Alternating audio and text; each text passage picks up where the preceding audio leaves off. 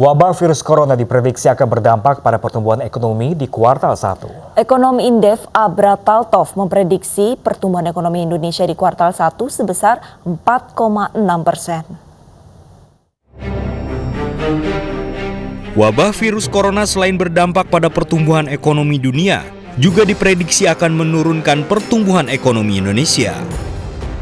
Ekonom Indef Abra Taltov memprediksi pertumbuhan ekonomi di kuartal 1 tahun akan melambat jika dibanding periode yang sama tahun lalu. Pertumbuhan ekonomi Indonesia di kuartal pertama 2020 hanya sebesar 4,6%. Besaran dinilai realistis di tengah penyebaran virus corona. Sektor pariwisata menjadi salah satu yang paling terdampak. Selain pariwisata, yang akan merasakan dampak virus corona juga pada sektor investasi.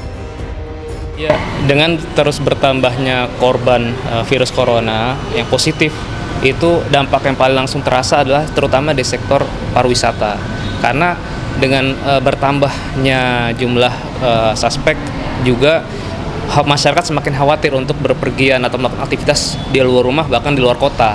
Nah, inilah yang mungkin jangka pendek pemerintah bagaimana bisa tetap menstimulus masyarakat untuk kembali beraktivitas di sektor pariwisata. Yang kedua juga sekarang belum terjadi dampak langsung terhadap pembatasan sektor industri manufaktur. Ya, cuma di Cina misalkan sebagai epicentrum virus corona, industri itu tutup karena memang pabrik-pabrik sudah melakukan isolasi untuk supaya tidak menyebar di areal pabrik. Nah, ini juga mungkin perlu diantisipasi juga, jangan sampai suspek corona ini juga menyebar ke sektor-sektor strategis terutama di sektor industri. Karena Abra menambahkan, stimulus yang diberikan pemerintah harus tepat sasaran agar mampu mendorong aktivitas konsumsi rumah tangga. Stimulus yang diberikan ke sektor-sektor terdampak virus corona juga harus diawasi realisasi dan perkembangannya. Dari Jakarta, Rizka Ayu, Seprio Donaldi, iNews melaporkan.